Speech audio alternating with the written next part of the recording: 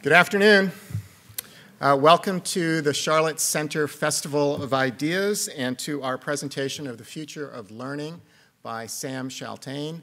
I'm Mark Paris. I'm the founder and executive director of the Charlotte Center for the Humanities and Civic Imagination, the Charlotte Center for short. We are a new nonprofit organization in response to the times we live in. Our mission is to help people and communities flourish.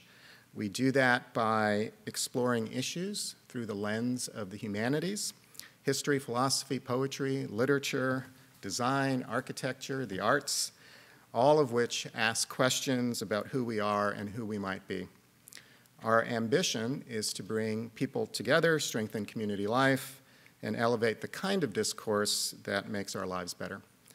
We aim to help move Charlotte from success to significance. Thank you, Mark. Thank you for the wonderful work that you're doing with the center. I'm a board member of the center, but also I'm a designer of learning environments, and I really focus on the interconnection between neuroscience, learning space, and wellness. And I mentioned that because during the midst of the pandemic, I was in a conference, a virtual conference. I was speaking and attending the conference, and run into Sam's keynote speech, and I was really touched by it. I thought it was extremely groundbreaking. I thought it was really thought-provoking, and I think you'll find similar ideas when you hear him speak. So thanks, Sam, for being here today. Just to give a little bit of a background on Sam, Sam Chaltain is a partner at 180 Studio, a global collaborative that's dedicated to advancing people's understanding of the future of learning and what it requires. Sam's writings about his work have appeared in both magazines and newspapers, including the New York Times, Washington Post, and the USA Today. A former speechwriter for each of the President Obama's U.S. Secretaries of Education, Sam has also written for Oscar and Grammy Award-winning artists. A periodic contributor to CNN, Sam is the author and co-author of 7 books and co-producer of a PBS documentary film called 180 Days, Hartsville. He's also a co-creator of the 10-part online film series, A Year of Mission at Mission Hill. Sam has a master's degree in American Studies from the College of William & Mary and an MBA from George Washington University, where he specialized in nonprofit management and organizational theory. He received his undergrad degree from the University of Wisconsin at Madison, where he graduated with a double major in Afro-American Studies and History. With that, Sam, welcome to Charlotte. Thank you. Thank you, Tomas. Thank you, Mark. Hi, everybody. Hi, everybody. It's really nice to be able to be back in this kind of an environment. As Tomas said, we first met on a Zoom call. So this is the first time I've done a public speech since COVID started. This may be the first time that some of you have been in an auditorium since COVID.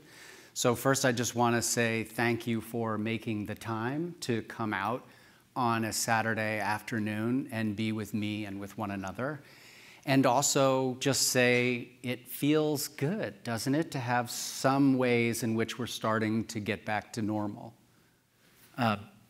And yet, I suppose, since part of what we're talking about is the future of learning, it's good in some ways to get back to normal and not in other ways. And I think maybe one of the gifts of COVID has been the ways in which it's made this point undeniable to us. I know for me, I remember in 2019, before COVID hit here, we had some friends that had moved to Hong Kong. And I watched my friend give a series of increasingly frantic Facebook posts about what it was like to be stuck at home in her apartment with her school-age children. And I remember thinking at the time, I mean, she was a friend, so it wasn't full schadenfreude, but it was kind of like, wow, thank God that isn't me. I don't know what I would do. But at the time, you know, Hong Kong was really it was setting the stage for what the rest of us would experience. And there was an article around that time about some of the protests. You may remember in late 2019, there were a lot of protests in Hong Kong. And one of the articles featured this image. And I'm assuming we're not all fluent in Mandarin. So to me, this graffiti was a bit of a wake-up call, which was, first, it's saying there can be no return to normal because normal was the problem in the first place. And I think that's right.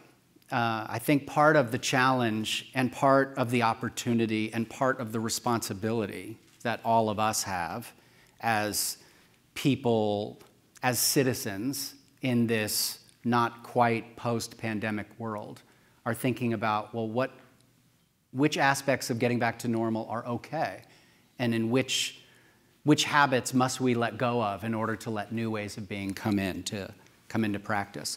So I kind of take my cue from Bill McKibben, who's, as a lot of you know, a longtime climate activist. He's been telling us since the 80s that we need to pay attention to climate change. And so I love the simplicity of this, and he's right? The great advantage of the 21st century should be the fact that we lived through the 20th, so we should be able to start to scratch some ideas off the list. And really, what I want tonight to be about is first a presentation and then a conversation about, well, which ideas should we scratch off the list? And when it comes to the future of learning, what are we ultimately needing to shift our mindset from and to? So we're going to do that, and then there's going to be time for your questions, and hopefully by the end we will all be a little bit wiser than when we walked in. One thing I do want to point out is it's very easy to think that the only way we can proceed is by mapping a perfect plan for the future.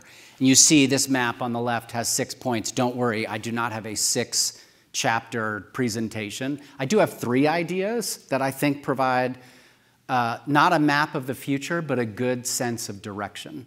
So in that spirit, let's hop in. So the first one is we need a new metaphor for the way that we think about education. And here's what I mean by that. If we were to go back for the last 100 years, in any culture around the world, it's safe to say that the implicit and/or explicit design of schools and learning has all been in service of the same central metaphor. Anybody want to guess what it is? Close, but it's the same spirit. It's the idea of the child as the tabula rasa. Right? The child is the empty vessel into which we must pour a fixed body of content, which has also led to another design metaphor for schools of the last 100 years, which is if children are tabula rasa, then schools should be designed as assembly lines. And so, in a way, part of our challenge is to figure out how to get away from those time-worn habits. And here's a good example. And the reason I wanted to offer this picture is because, first of all, I love this picture. Like, the idea that this guy, whoever he is, knows all of that, let alone, like, how did he even get to the top of the blackboard? But this is a picture that captures how we've approached education for the last century. You have to go, first you have to get into the college, then you have to go on a Tuesday morning at 8:15 to lecture hall 250, where he has the information and you don't. And I just want to be clear, too, it's not like this is bad, necessarily. There is something magical about a really great lecture.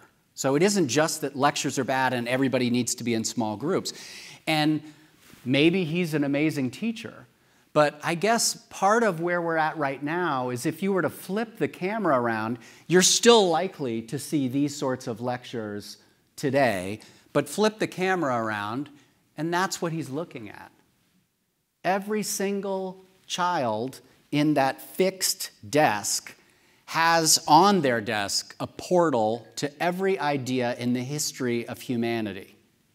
Yet, we are still designing with this kind of very fixed notion in mind.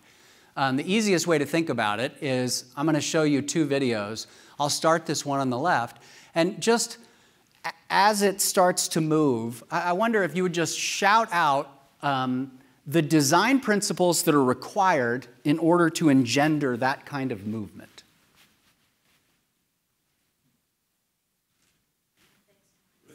A fixed mindset, regimentation, order, hierarchy, rigor, discipline, shame, uniformity, rigidity, connection.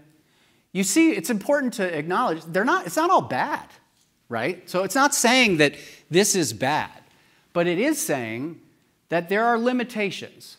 That I'm not a soldier, but I can imagine why a lot of those words that we just yelled out, with perhaps the exception of shame, but who knows, maybe even shame, are important in order to build the strongest, most coherent, organized, collective war machine. But I think we can agree that the metaphor breaks down when we think about children, let alone people in a public square. Now look on the right and tell me, what are the design principles that are required for this? Agility, flexibility. Say it again. Fluidity. Adaptability. Somebody said 3 simple rules. What are the 3 simple rules? The 3 simple rules are that you have to stay a certain distance from the person in front of you, a certain distance from either side of you, and don't bump into somebody. Basically. Yeah. So the figure on the right, the video is of a murmuration of starlings. That's literally what they call a group of starlings. So much better than a murder of crows, a murmuration of starlings. And so part of what I'm suggesting is the new metaphor for education is a murmuration, from marching to murmurating. And he's exactly right. The basic rules of a murmuration are when your neighbor moves, you move. Stay close, but not too close. And be open to whatever happens next. So there's an emergent quality. So if we're serious about developing a new metaphor and thinking about the future of learning like a murmuration, then that has implications for almost every way we think about schools. Let me give you a few examples of what I mean. First of all, how many people in this room are educators? Okay, so almost more than half. How many people are familiar with Reggio Emilia already? It's amazing. So picture in the immediate aftermath of World War II. And Reggio Emilia is a town in northern Italy. It's like halfway between Bologna and now I'm forgetting the other main city.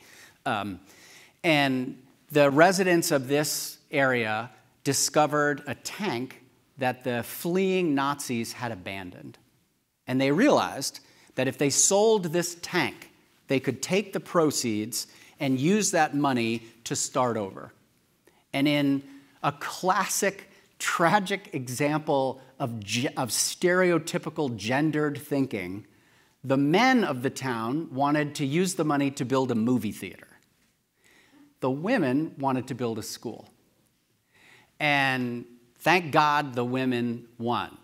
Now, that was post-World War II. So now, 80 years later, this very average working-class community in northern Italy has been able to sustain a multi-generational experiment in thinking about education such that this place that is otherwise nondescript has by far the greatest nursery schools in the world. What's allowed them to do that is an understanding. So the whole focus of the schools in Reggio is about there's an idea that the child is born with 100 languages, and the school, traditionally the way we think about school, steals 99. So in response, Reggio schools are designed to help children, and they don't mean languages like Spanish and English. They mean the language of emotion, the language of clay, the language of shadow. So you see in this image in the lower right, when you attend a Reggio school, it has a meticulous, coherent invitation to artistic expression. And that's because the focus of Reggio schools is to help children translate what they're thinking on the inside to the outside world, whether that's through art or through clay or through words. So this image on the left, it's an entirely emergent curriculum. So they don't say, in October we're going to be studying the World War. And it's not that the teachers have no idea what they're going to do either. They approach every year with an intention, and then they pay attention to the children.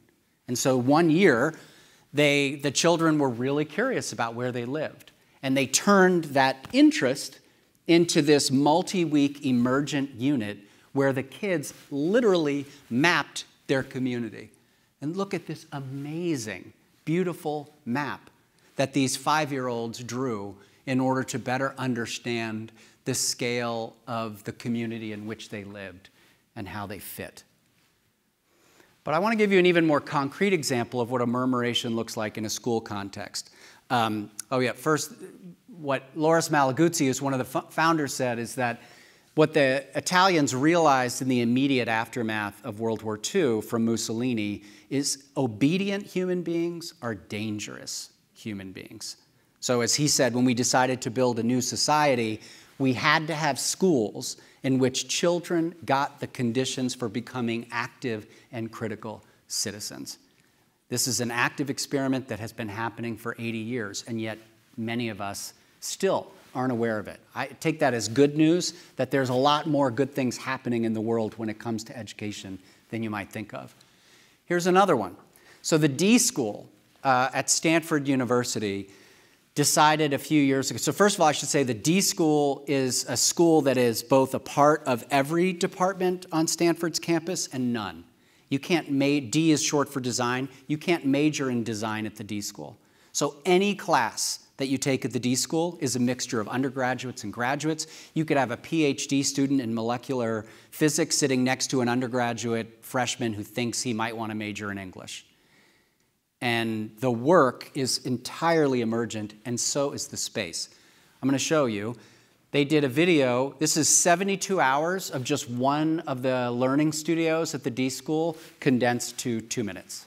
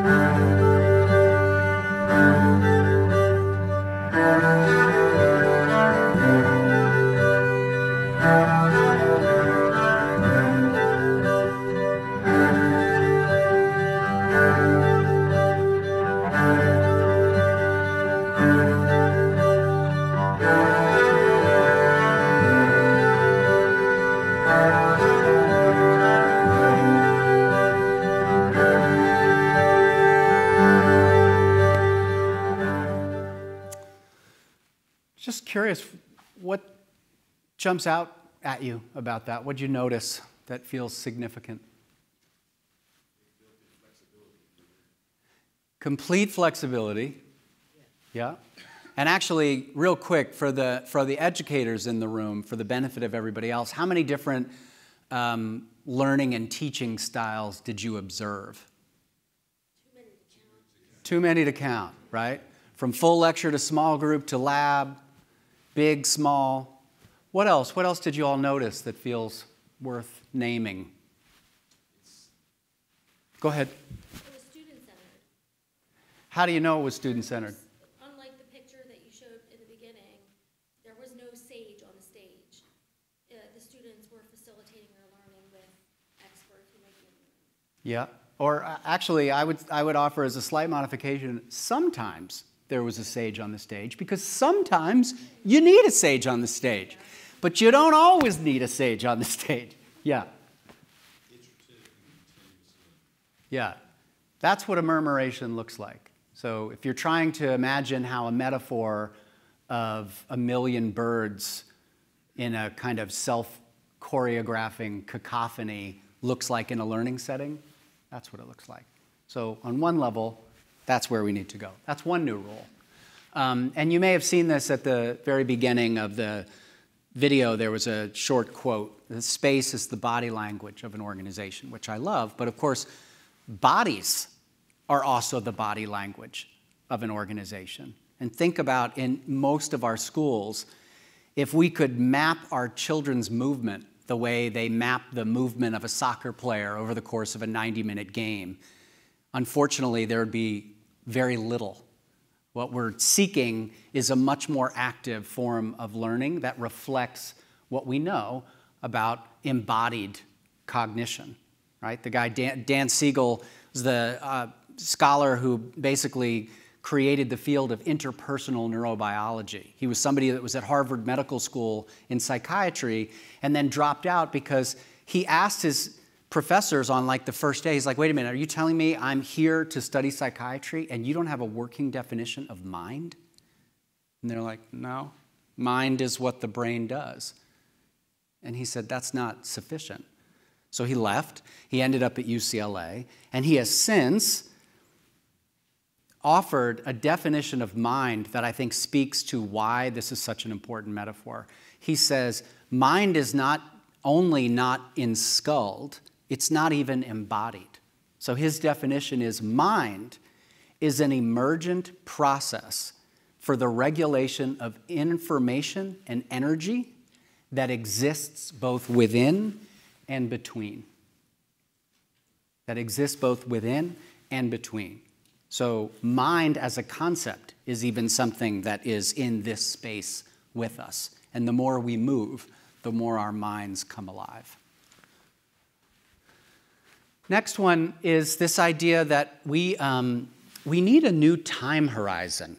And what I mean by that is, I feel like sometimes, certainly in education, but even in our general world, our measures of success are always reminiscent of the story about, like, you know the story of the police officer who comes across a guy on his hands and knees in a parking garage? And he's like, what's going on? He said, I've lost my keys. So he gets down for a while, and he helps him, and they're right by this lamppost, like the only lamppost in the parking garage. And after about 5 minutes, the officer says, are you sure you dropped them here? He said, no, I dropped them over there. He said, why are you looking here? He said, because the light's good. That's exactly what we do with our emphasis on test scores. And so what we need to do is we need to shift from test scores to acorn seeds. Let me explain what I mean. First, the obvious. Here's an article from 2019 in Arizona. Fill in the blank. I'm sure you've had one recently here in Charlotte. Test scores inch up, but failure rate high. Arizona State test scores are improving, but only by a few percentage points. Schools have a lot riding on test scores. I'm not suggesting that literacy and numeracy are not important. They are. And they are also incredibly overvalued because they're what we can see where the light is good. So if there are any fiction lovers in this room, Ray Carver, one of the greatest American short story writers ever, and one of his most famous short stories is what we talk about when we talk about love. And his point is, love is the kind of thing that is such an elusive concept. It's too big for most of us. So what we talk about instead of love is the weather, sports. We can't quite get there. I would say what we talk about when we talk about school reform is test scores, because it's what allows us to suggest that we know more than we actually do. But of course, it's not just in education, right? This is GDP, right? The cultural anthropologist Wade Davis said what we are doing in society is practicing a slow form of collective suicide and participating in the logic of delusion. The idea that there can ever be infinite growth when there are finite resources is the logic of delusion. The notion that test scores can tell us whether or not we're being successful at helping young people become active and responsible citizens in the 21st century is a shell game. So we need to have a different time horizon. And really, the model here, I mean, one of the models is Jonas Salk, right? Who was the person not only to come up with the polio vaccine, but who then decided to give it away because he saw a larger purpose that his work had. And the way he put it is, the most important question we can ask ourselves is, are we being good ancestors? This is not a question we have asked ourselves in my lifetime as a people. It's certainly not a question I was thinking about when I was still teaching in New York City. But I think we can agree increasingly it is the only question that matters in education and elsewhere. And of course, it's a principle that is central to any indigenous culture anywhere in the world. Here's an example from the Iroquois Confederacy, confederacy on whose principles of self-government the Declaration of Independence was greatly influenced. And the idea there is any decision that is made must be made with a sensibility of how it will affect 7 generations from here. So what would that look like in schools if we got away from the fool's errand of a 5-year strategic plan and shifted to the notion of a 50-year intention? There's a lot of examples I could give you, but I want to give you one. It's the Academy for Global Citizenship in Chicago, Illinois. It's been around for about a decade. The founder is a young woman named Sarah Elizabeth Ipple, and she founded this school because she felt that the primary thing that education needs to be about in the spirit of being good ancestors is reconnecting human beings to the natural world. So our love of ourselves, our love of community, and our love of the land. And she did this on the west side of Chicago, which, if you've ever been, is like the flattest, grayest, most industrialized part of the city.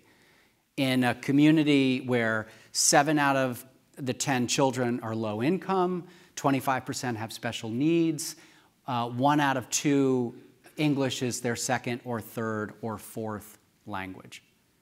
And as is usually the story with the public charter school, their first building was like a converted dental tool factory. And then they were in a former barrel factory. And so they did their best to kind of hack the space, you know, an asphalt playground that used to be a parking lot had wind turbines, and they collected rainwater. But as they said over time, it's hard to help children fall in love with nature if they're never in it. And because Sarah Elizabeth Ipple is one of those people who refused to take no for an answer, she found this plot of land on the west side of Chicago. It had formerly been the site of a public housing complex. It has lain fallow for the last 10 years. And she was able to convince the state of Illinois to give it to her so that her school can design, and we're helping them design, what would, we hope, be the first living school in the world. So you can't fully see that, but here's a sense of what this campus is going to look like. And you'll see it's not just about the school, because if we're serious about being good ancestors, we need to think about the relationship between the school and the larger community. So there's a tiny little spot for the K-8 public school, but more than half of this land is free for the community in terms of natural wetlands, a forest adventure park, a fresh food store, like a lot of communities in the cities of America. This is a food desert. So they're going to be growing and selling this fresh food, orchards. There's even an alpaca and chicken foraging area. And the coolest part of this whole thing is, there's another example of what it's going to look like. Construction is, we're about to break ground, and so we hope that by August of next year, you can come and visit this school. But the key part of this whole design is, if what makes a school like this possible is only having a visionary like Sarah Elizabeth Ipple, who goes out and raises $20 million, what good does it do? And so what Sarah has done is, this school is being built on the same per pupil expenditure that any other public schools in Chicago Public Schools has, which, needless to say, is not a lot. So this school is being built with the same strapped budget that any other school has. And so she says, to build a thriving world, we must design the template of a living school and create a prototype so that others can do the same. Last one is, if we're serious about not having 5-year strategic plans, then we don't need a new plan, we need a new intention. And the way I think about this is, it's from horse trading to Trojan horses. Horses have given us some of our best kind of hackneyed phrases, right? You don't look a gift horse in the mouth. And the reason is because horse trading itself is tricky. It's hard to really evaluate the merits of a horse. And so the phrase has come to refer to the sort of shrewd and political negotiations that result in you getting something in exchange for something else. This is largely what we do in education right now. We get rid of recess so that we can gain a few points on our standardized test scores. We make concessions in a teachers' union contract in the hope that down the line things are going to even out. But I want to give you a different story about a way to think about this. And this was told to me by a school leader we were working with in Atlanta. Anybody familiar with Dayton's department stores?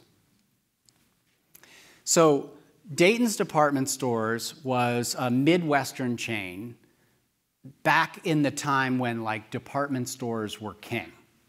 So this is the 1950s, Macy's, Nordstrom's, Dayton's. There is no reason for anybody running one of those department stores to think there was anything but smooth sailing ahead. There were no indications that this was going to be a threatened business. But the head of Dayton's was like, kind of saw some potential changes on the horizon. And instead of overreacting and saying, we have to shutter our business and we have to rebrand entirely, what he did is he just seeded a little experiment on the side, separate from Dayton's. But he knew that if it worked, it might be the kind of thing that would one day take it over. And he said, just like a hunter affixes his scope on the animal, we too will fixate on a different kind of discount shopping. And he called it Target. You know the rest of the story. So that school leader in Minnesota told me this story because for him, it was the metaphor for understanding a different way to think about strategic intention in schooling. And so what he said is, if we are serious about imagining new rules for new schools, and if we are serious about ushering in a different sort of era about the future of learning, then our task as educators should be to launch 1,000 Trojan horses, meaning little experiments that may eventually sow the seeds of our own creative destruction in the way that Target creatively cannibalized the larger business of Dayton's. So there are too many examples that I could give you in the world, but I'm just going to give you 3 real quick. Wildflower Montessori in Cambridge. Here's the thing.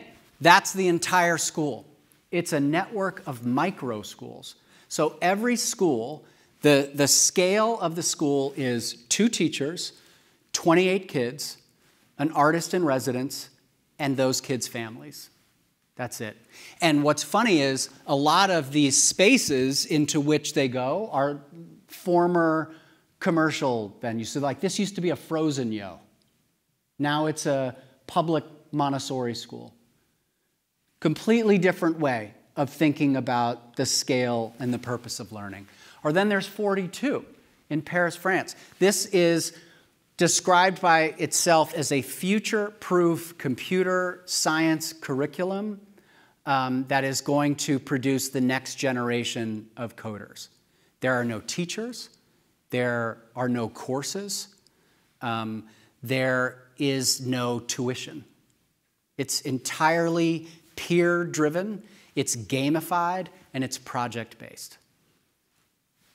Completely different way of thinking about school. Or then there's Anji Play in Zhejiang Province, China, which is in the 10 years, it's a woman from that region who decided China's particular fixation on standardized tests and progress and growth was strangling the childhood out of the young people that she saw. So Anji Play is an extreme play-based program for young people that is already now impacting 14,000 young people in Zhejiang Province, and they're just starting to experiment with it elsewhere. But of course, those are big examples, right? Those are like, people in this room may not necessarily be ready to imagine piloting a new network of micro schools or coming up with a new pedagogy that then spreads around the world. So I want to be really clear, like if we're serious about launching 1,000 Trojan horses, simple rules of the road. First, just try stuff. And I mean try stuff in short, low stakes, low risk environments, right? So if you feel like you're working in a school that is excessively focused on grades, don't think that the only way you're going to change it is by going from too many grades to no grades at all. But maybe experiment with a week without grades and see what happens. Because even if you fail horribly, it's going to be low stakes enough that nothing is harmed. But we should constantly be experimenting with little things in short cycle, low stakes environments. Let people opt in or watch from a distance, right? How many of you, when you learned to ride a bike, were the kind of kid who you saw a bike, you hopped on the bike, you hurtled yourself down the hill, and that's how you learned how to ride a bike? Anybody? Only one. Okay. So does that mean the rest of us were the kind of kid that watched her hurtle herself down the hill over and over again, took mental notes so that by the time we actually tried it for the first time, we had mentally rehearsed it to the point that we were ready to go? Different ways of doing all of these things. Same thing, if you're in a school community, there's somebody that is going to love the idea of, yeah, let's get rid of all the furniture and let's just come in tomorrow and there's nothing there. There's going to be somebody else that hears that and it's like, are you kidding me? I will be up all night if that's going to be my classroom. But I'm interested in watching you try it and see what works or not. So let people create their own little cohorts of experimentation or observation. And then nurture what works. Get rid of what doesn't and do it again. Over and over again. The way that we transform a system is not all at once, but by safely, consistently, and courageously sowing the seeds of our own eventual creative destruction. The last thing that I wanted to show you all today is a video which I hope is a reminder of just how close we are to getting to the sorts of things that I've been talking about tonight. It's a 30-second video. I'm going to show it to you 3 times. And I'm going to ask you to respond to it differently each time. Okay? So the first time I'm going to show it to you, I'm just going to ask you, and I'd like you, if you're willing, to call out, how does it make you feel? If you have a feeling as you watch this video, call it out.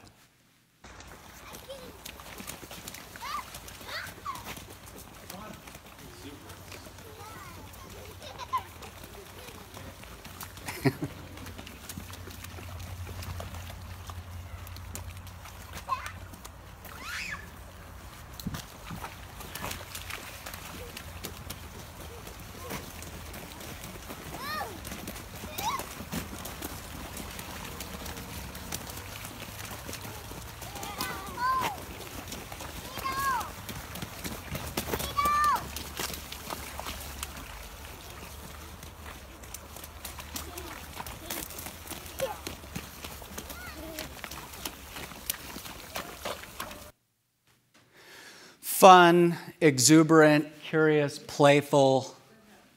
Say it again. Also, new people came in. Yes. Evolving. Yeah, Yeah. and they saw the joy. That's right. But also to that point, right? Some of them were the kid that were just like, I'm going right into the puddle. And others were like, no, I don't think so. Yeah. But then Eventually, right. All right, I'm going to show it to you one more time. And in the back, if you could turn it up a little bit, just because I'd love people to hear the kids' voices more.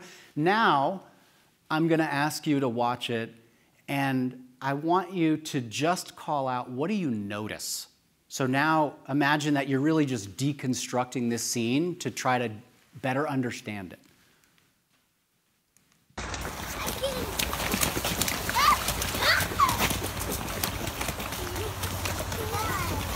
What do you notice? They are equipped.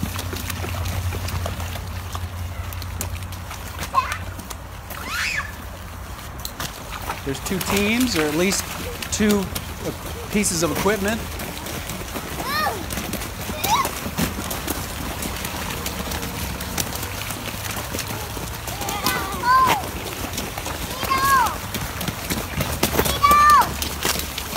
They're murmurating, for sure. They're exploring. They're outside. What else? Eventually they get bored and they're going to do something else. Do you think, we can't know the answer to this, but do you think, am I too far? You got me. Do you think that the goal of whatever this outing was to visit this puddle? No, and yet they're ready, right? Like, they're totally ready. We don't need to worry about anybody going home with wet feet. Anything else in terms of what you notice? Inclusivity. It's very inclusive. At a young age. Where's the adult? We assume, based on the angle of the camera, that there is an adult filming. How many times did the children look back at the adult for permission? Never. But, right, Paulo Freire, to me, this is such an important point, where he said there's a big difference between being authoritative and being authoritarian. And it is the responsibility of adults to be authoritative. That's what makes us adults. So one assumes that adult has an authoritative presence which allows the children to feel so safe they don't even need to look back. Versus authoritarian, which is mother may I. That's not what's happening. All right, one last time. And this time I want us to end by really thinking as designers. And so as you watch this video, I want you to call out, what are the design principles that would need to explicitly be put into place in order to allow something like this to happen? What are the design principles?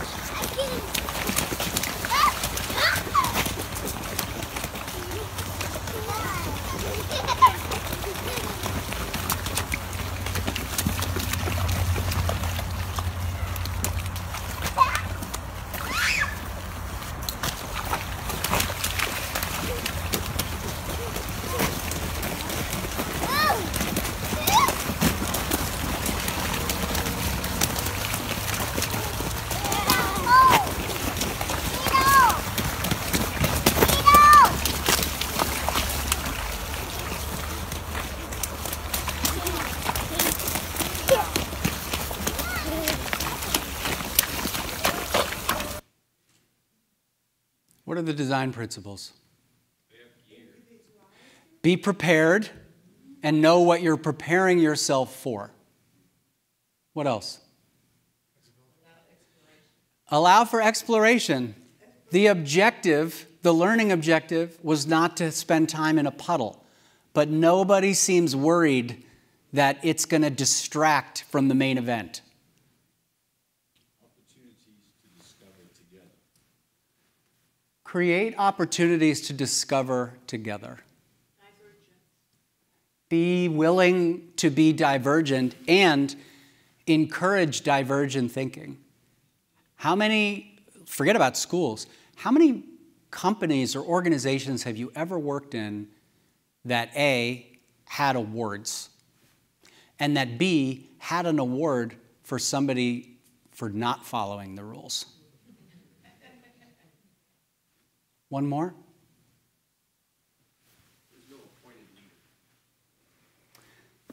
Yeah, it could be anybody, right? And in fact, in different times, one imagines, based on the different settings, different versions of these children will be both leaders and followers. That's what it means to murmurate. That's what it means to learn on a different time horizon. That's what it means to sow the seeds that Trojan horses might give birth to. There's a German biologist, a wonderful scholar. His name is Andreas Weber. He wrote an amazing book called The Biology of Wonder. And one of the things that he says is, in the past, with our craving to build a new and better world, we have thoughtlessly given up that one crucial sphere to which we remain linked by the umbilical cord of life. We have tried to escape our Siamese connection with all other forms of living things. We have tried to escape from ourselves. So I hope, if nothing else, as all of us continue to think about what the future of learning needs to look like, which aspects of getting back to normal make sense and which aspects need to be discarded as the hindsight of 2020, we can remember that the primary goal we have is finding our way back home. Thank you.